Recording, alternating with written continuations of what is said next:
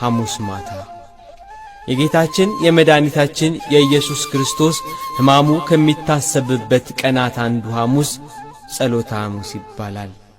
በተለያየ አጠራርም ይጠራል። አረንጓዴው ሐሙስ፣ የነጻነት ሐሙስ፣ ትእዛዘ ሐሙስ፣ ምሴተ ሐሙስ። ይህ ቀን ጌታችን ኢየሱስ ክርስቶስ በፍጹም ትሕትና የደቀ መዛሙርቱን እግር ያጠበበትና ከእነርሱም ጋር ግብር ያገባበት ምስጢረ ቁርባንን ያሳየበት ዕለት ነው። ጸሎተ ሐሙስ። በኪሩቤል ትከሻ ጸንቶ የሚኖር አምላክ ከደቀ መዛሙርቱ ጋር በመሶብ ዙሪያ እራት ለመብላት አብሯቸው ተቀመጠ እያለች ቤተ ክርስቲያን ትዘምራለች።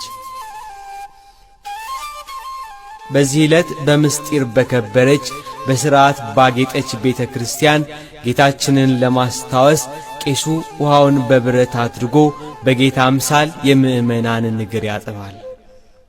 ከጸሎተ ሐሙስ በበነጋው የስቅለቱ መታሰቢያ ዕለት ነው።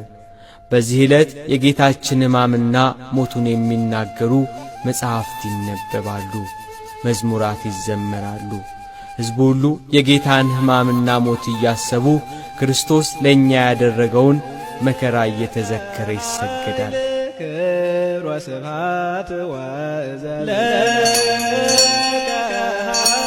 አማኑኤል አምላኬ ሆይ ለአንተ ክብር ምስጋና ይገባሃል። ኃይሌ መጠጊያዬ ኢየሱስ ክርስቶስ ሆይ ክብር ለአንተ ይገባል። ለዘላለም ገናናነትና ክብር ለአንተ ይገባል። ጌታዬ እርሱ ብቻ ነው፣ ረዳት ሆኖኛል። ለአምላክ ምስጋና ይገባል፣ ለሦስትነቱ ምስጋና ይገባል፣ ለመንግሥቱ፣ ለመከራው፣ ለሕማሙ ምስጋና ይገባል እያለች ቤተ ክርስቲያን ትሰግዳለች። በክርስቶስ ሕማምና መከራ ደስ ያለን ሆኖ አይደለም፣ በመከራው ክብርን በሞቱ ሕይወትን አግኝተን ነው እንጂ።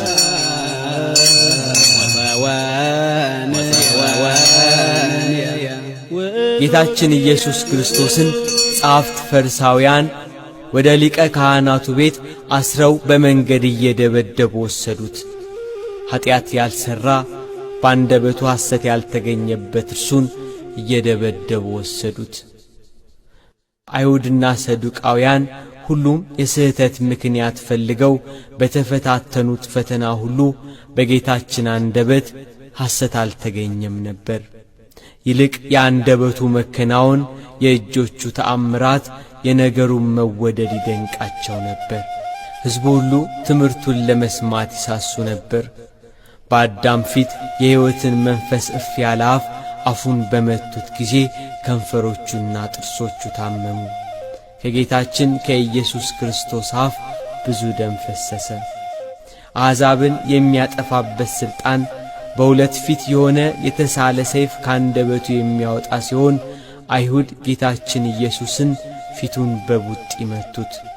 እርሱ የማይጠልቅ ፀሐይ፣ የማይጠፋ ፋና፣ ጆቹም ላይ ዘወትር የሚያበራ ነው። ሰነፎቹ አይሁድ ግን ከምድር ነገሥታት ይልቅ የሚያስፈራ ፊቱን መቱት። የፊቱ ግርማ አስደንጋጭ እንደሆነና ቃሉም በጌቴሴማኒ ወደ ኋላ እንደ ጣላቸው ዘንግተው ፊቱን መቱት።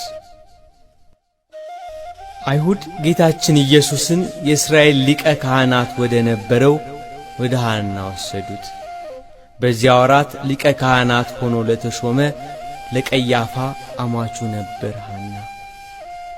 የካህናት አለቆች ይህ ሰው ብዙ ተአምራትን ያደርጋል፣ ብንተወው ሕዝቡን ሊያምንበታል፣ ምን እናድርግ አሉ።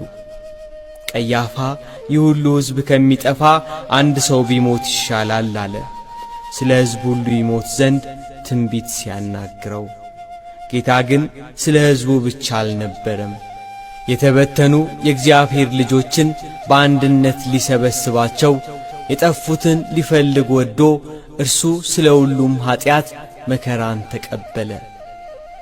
አይሁድ እንዴት እንደሚገሉት እየመከሩ ከተክሉ ስፍራ እስከ ሐና ቤት እየገፉና እየደበደቡ ወሰዱት። ሐና ቤት እስኪደርስ ድረስ በምድር ላይ 7 ጊዜ ወደቀ። አይሁድ ግን በመውደቁ አላዘኑም፣ ሊያነሱትም አልፈለጉም። ይልቅ በወደቀበት በእግራቸው ረገጡት። የተሻለ ሰይፍን መርገጥ ለእነርሱ እንዲብስባቸው አላወቁም። የአንገቱን ስር በታላቅ አመታት መቱት፣ ይሙት ብለው ደበደቡት። አዳምን ከኀጢአት ቀንበር ነፃ ያደርገው ዘንድ ሰውን የፈጠረ እርሱ እጁን ለሕማም ዘረጋ። ክንዶቹን መቱት፣ ደረቱንና ስለ እኛ የተራበ ሆዱን ደበደቡት። መራቡ እውነት ነው። ሰይጣን ሊፈትነው እንደ ተራበ አውቆ ወደ እርሱ ቀረበ። የእግዚአብሔር ልጅ ከሆንክ እኒህ ድንጋዮች እንጀራ ይሁኑ ብለህ እዘዝ፣ እኔም አንተም ተርበናል ብሎ ቢፈትነው ሰው የሚድን በእንጀራ ብቻ እንዳይደለ ተጽፏል፣ ከእግዚአብሔር አንደበት